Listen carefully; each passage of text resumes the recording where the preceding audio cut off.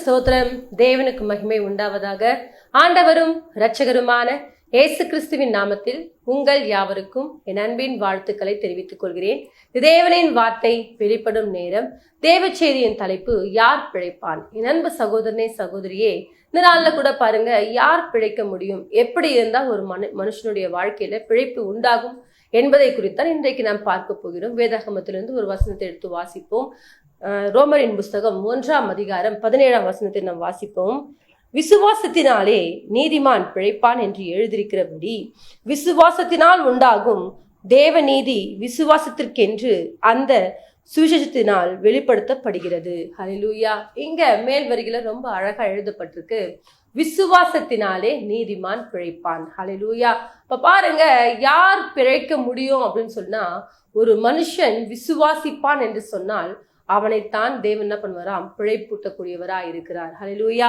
ஆகவேதான் யோவானின் புஸ்தகம் 3ஆம் அதிகாரம் 16ஆம் வசனத்தை நாம் வாசிக்கும் பொழுது, தேவன் தம்முடைய ஒரே பேரான குமாரனை விசுவாசிக்கிறவன் எவனோ அவன் கெட்டு போகாமல் நித்திய ஜீவனை அடையும்படிக்கு அவரை தந்தருளி இவ்வளவா என்ன பண்ணாராம்? உலகத்துல அன்பு கூர்ந்தாராம். ஹல்லேலூயா.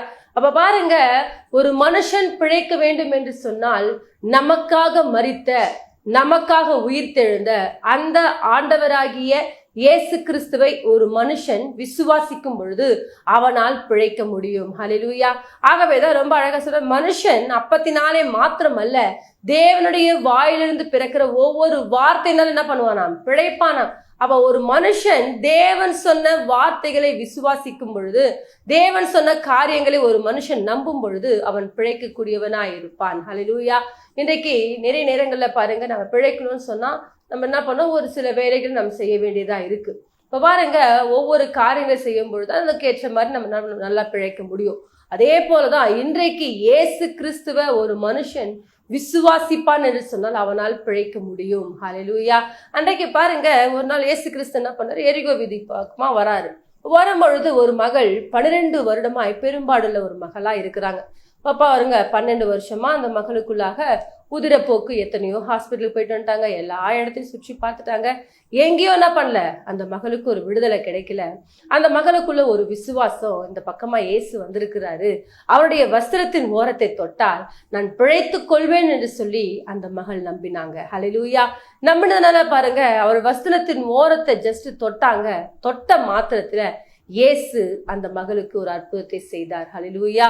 மகள் நினைச்சிட்டு இருப்பாங்க, அவ்வளவுதான், என் வாழ்க்கை முடிஞ்சு போயிடும், 12 ஆண்டுகளா இப்படிப்பட்ட உதிரப்போக்குல நான் பாதிக்கப்பட்டிருக்கிறேனே, எத்தனையோ வைத்தியர்கிட்ட போயிட்டு என் பணத்தெல்லாம் செலவழிச்சிட்டேனே, இனி எனக்கு பிழைப்பே இல்லையே அப்படின்னு சொல்லிட்டு அந்த மகள் யோசித்து கொண்டிருந்திருக்கலாம்.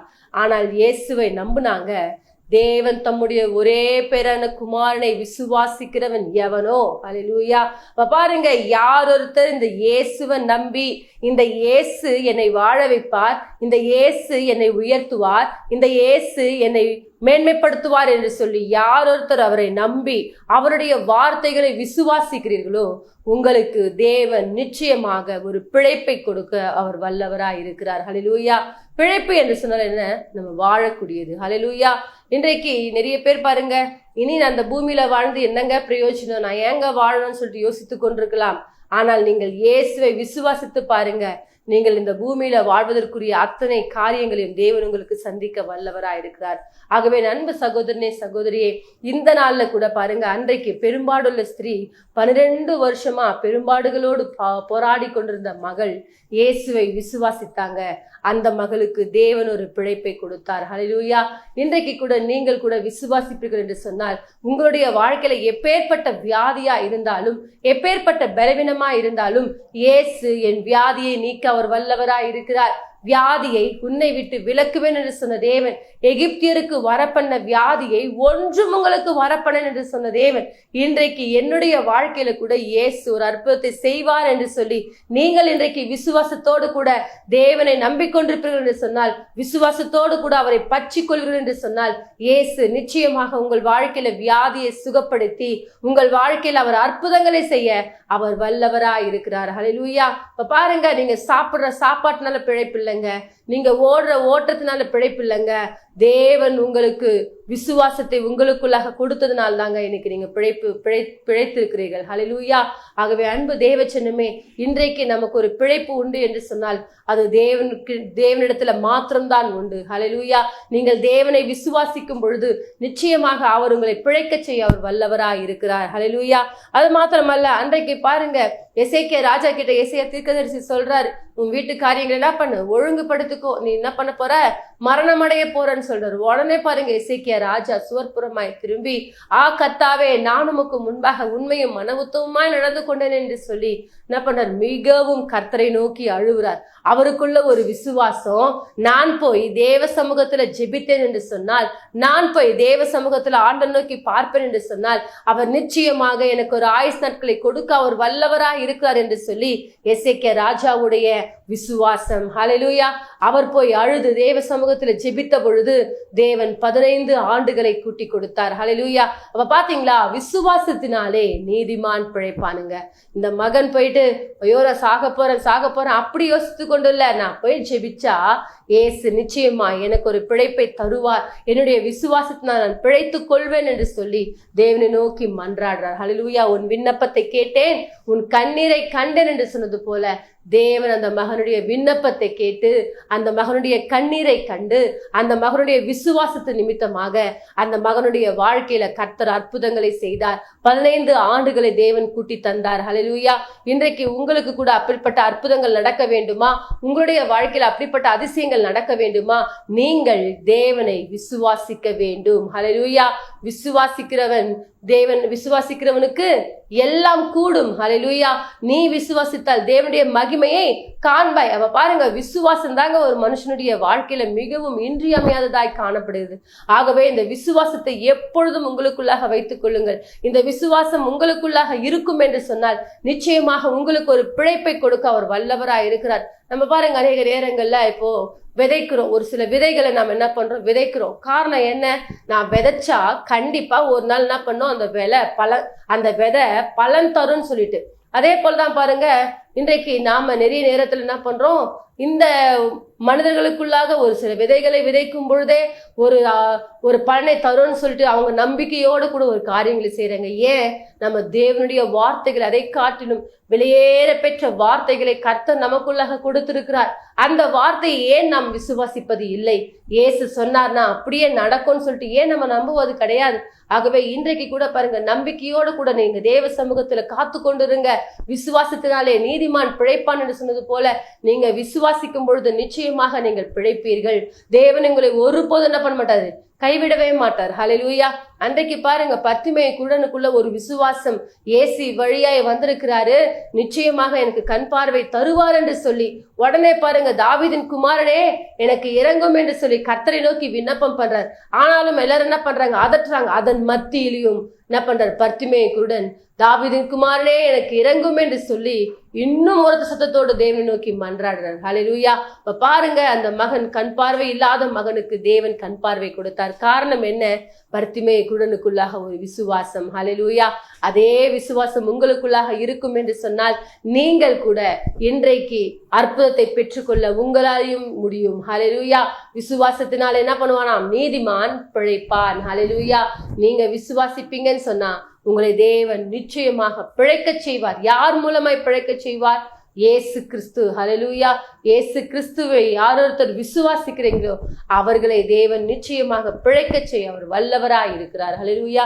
அது மாத்திரமல்ல, யோபு பாருங்க, அன்றைக்கு தன்னுடைய வாழ்க்கையில எல்லாவற்றையும் இழந்து போறார்.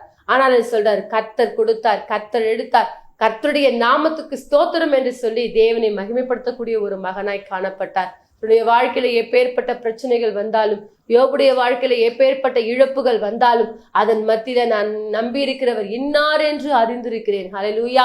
அவர் என்னை கொன்று போட்டாலும் அவர் மேல் நான் என்ன பண்ணுவேன், நம்பிக்கையா இருப்பேன் என்று சொல்லி இயேசுவை நம்பி அந்த மகன் வாழ்க்கையில இழந்த அத்தனையும் திருப்பி ரெட்டிப்பாய் பெற்றுக்கொண்டார். ஹல்லேலூயா.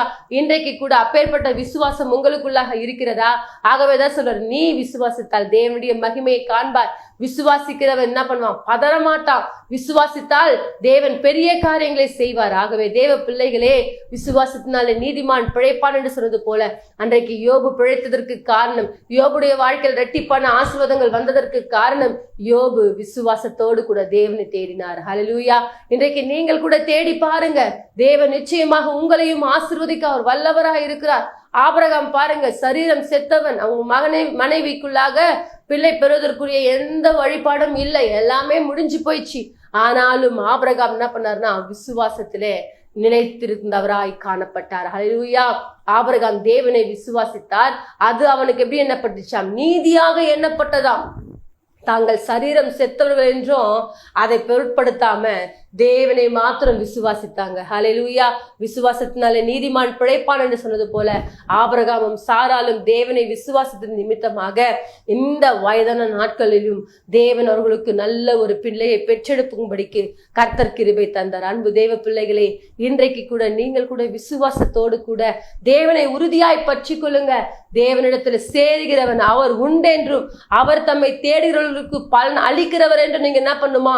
விசுவாசிக்க கூடியவர்களாய் இருக்க வேண்டும். யாரொருத்தர் தேவனை அப்படியாய் பற்றி கொண்டு அவரை விசுவாசத்தோடு நோக்கி பார்த்து கொண்டிருக்கிறீர்களோ உங்களுக்கு தேவன் நிச்சயமாக ஒரு பிழைப்பை கொடுக்க அவர் வல்லவராய் இருக்கிறார். ஆபிரகாம் பாருங்க, தேவனை விசுவாசித்தாராம், அது அவருக்கு நீதியாக எண்ணப்பட்டதாம். எப்பொழுது ஒரு மனுஷன் தேவனை விசுவாசிக்கிறானோ அப்பொழுது அவனை தேவன் ஆசீர்வதிக்க வல்லவராய் இருக்கிறார். அவனுக்கு ஒரு பிழைப்பை கொடுக்க தேவன் வல்லவராய் இருக்கிறார். ஹல்லேலூயா. அதாவது பாருங்க, நம்ம முற்பிதாக்கள் என்ன பண்ணாங்களாம்? தேவனிடத்துல நம்பிக்கை வைத்தார்களாம். நம்பின அவர்களை தேவன் ஒருபோதும் கைவிடவே இல்லை. ஹல்லேலூயா. இன்றைக்கு கூட நீங்கள் கூட விசுவாசத்தினாலே அவரை இன்னும் உறுதியாய் பற்றி கொண்டு பாருங்க.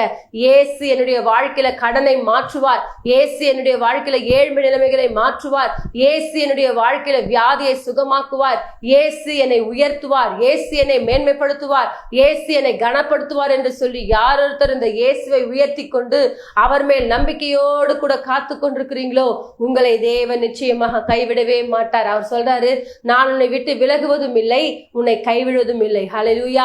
அன்பு தேவ பிள்ளைகளே, தேவன் எப்பொழுதும் உங்களை விட்டு விலகாதவர், உங்களை கைவிடாதவர், உங்களோடு கூட இருக்கிறவர். அவர் ஒரு நாளும் உங்களை ஒரு போதும் என்ன பண்ண மாட்டாரா? வெறுமையாய் விடுகிற தேவன் அல்ல. உன்னை அதிசயங்களை காண பண்ணுவேன்னு சொன்னாரா? நிச்சயமாக உங்களுடைய வாழ்க்கையில அதிசயங்களையும் அற்புதங்களையும் செய்து உங்களை சாட்சியா நிறுத்துகிற ஒரு தேவனா இருக்கிறார். ஹல்லேலூயா. தான் விசுவாசித்திருக்கிறவர் இன்னார் என்று நீங்கள் அறிய வேண்டும். ஹல்லேலூயா. இந்த ஆண்டவராகிய இயேசு, அவரால கூடாத காரியம் ஒன்றுமே இல்லை. அவர் சகலத்தையும் செய்ய வல்லவராய் இருக்கிறார். அவரை யாரொருத்தர் நம்பிக்கொண்டு அவரே சார்ந்து கொண்டிருக்கிறீங்களோ, உம்மை உறுதியாய் பற்றி கொண்ட மனதை உடையவன் உம்மையே நம்பி இருக்கிறபடியால் நீர் அவனை பூரண சமாதானத்துடன் காத்துக்கொள்வீர் என்று சொன்னது போல நீங்கள் அவரை உறுதியாய் பற்றி கொண்டு பாருங்க. நீங்கள் அவர் மேல விசுவாசம் உள்ளவர்களாய் பாருங்க. அவர் நம்பி பாருங்க. இயேசுவை நம்பி பாருங்க. விசுவாசத்தினாலே நீதிமான் பிழைப்பான் என்று சொன்னீர். ஆண்டவரே, நான் உம்மை விசுவாசிக்கிறேன்ப்பா, என்னை பிழைக்க செய்வது உம்முடைய கரத்துக்குள்ள இருக்குதுன்னு சொல்லிட்டு நீங்க அவரை பற்றி கொள்வீர்கள் என்று சொன்னால் அவர் நிச்சயமாக உங்களை ஆசீர்வதிக்க அவர் வல்லவராய் இருக்கிறார். ஹல்லேலூயா. ஆகவே சோர்ந்து போகாதீர்கள். நமக்கு ஒரு தகப்பன் இருக்கிறார். நாம் ஆராதிக்கிற தேவன் அவர் நேற்றும் இன்றும் என்றும் மாறாதவராய் இருக்கிறார். அவர் இன்றைக்கும் நம்ம மத்தியில உலாவிக் கொண்டிருக்கிறார். இன்றைக்கும் நம்ம மத்தியில அற்புதங்களை செய்து கொண்டிருக்கிறார். இன்றைக்கு நம்முடைய ஜெபங்களை கேட்டுக் கொண்டிருக்கிறார். இன்றைக்கு நம்முடைய வேதனைகளை அறிந்தவராய் இருக்கிறார். பெரும்பாலுள்ள ஸ்திரீயுடைய வேதனையை அறிந்த தேவன் ஒரு நொடி பொழுதுல சுகத்தை தந்தது போல உங்களுடைய வாழ்க்கையிலும் அவர் இமைப்பொழுதுல அற்புதத்தை செய்து உங்களையும் தேவன் உயர்த்த வல்லவராய் இருக்கிறார். ஹல்லேலூயா. ஆகவே இன்றைக்கு கூட ஒரே பேரான குமாரனாகிய ஆண்டவராகிய இயேசு கிறிஸ்துவை நீங்க விசுவாசித்து பாருங்க. விசுவாசத்தினாலே நீதிமான் பிழைப்பான் என்று சொன்னது போல நிச்சயமாய் தேவன் உங்களை பிழைக்க செய்து உங்களை ஆசீர்வதித்து உங்களை பல மடங்கு உயர்த்தவர் வல்லவராய் இருக்கிறார். நம் யாவரும் இணைந்து ஒரு சிறிய ஜெபத்தை ஏறெடுப்போம். மகா இரக்கமும் கிருபை நிறைந்த எங்கள் அன்பின் தகப்பனே, இந்த ஆசீர்வதிக்கப்பட்ட நல்ல ஆண்டவரே, இந்த நாளுக்காய் ஸ்தோத்திரம். இந்த நாள்ல கூடப்பா யாரெல்லாம் இந்த வார்த்தைகளை கேட்டுக்கொண்டிருக்கிறாங்களோ ஆண்டவரே, விசுவாசத்தினாலே நீதிமான் பிழைப்பான் என்று சொன்னது போல ஆண்டவரே, நாங்கள் விசுவாசத்தோடு கூட உங்க சமூகத்துல காத்து கொண்டிருக்கிறோம் ராஜா. எங்களை பிழைக்க செய்கிறவர் நீர், எங்களை ஆசீர்வதிக்கிறவர் நீர், எங்களை வாழ வைக்கிறவர் நீர், எங்களை உயர்த்துகிறவர் நீர் ஆண்டவரே. அன்றைக்கு பெரும்பாடுள்ள ஸ்திரீயுடைய விசுவாசம் ஒரு சுகத்தை தந்தது தகப்பனே. பர்த்திமேயுடைய விசுவாசம் ஒரு அற்புதத்தை செய்தது தகப்பனே. அப்பா, அன்றைக்கு ஆபிரகாமுடைய விசுவாசம் ஆண்டவரே ஒரு பிள்ளையை தந்தது தகப்பனே. எசேக்கியா ராஜாவுடைய விசுவாசம் ஆயுசு நாட்களை கூட்டி தந்தது ஆண்டவரே. இன்றைக்கு நாங்கள் கூட உம்மை விசுவாசிக்கிறோம் ராஜா. எங்களுடைய வாழ்க்கையிலும் நீர் நீர் அற்புதத்தை செய்து எங்களை சாட்சியை நிறுத்த போவதற்காய் ஸ்தோத்திரம் ஐயா. இந்த கிருபையுள்ள கரமானது எங்களை ஒவ்வொருத்தரையும் தாங்கிக் கொள்ளட்டும். ஆவியினர் தாமே எங்களை வழிநடத்தும். இயேசுவின் மூலமாய் செபிக்கிறோம் எங்கள் ஜீவனுள்ள நல்ல பிதாவே, ஆமேன். கர்த்தர் தாமே உங்களை ஆசீர்வதிப்பாராக. God bless you.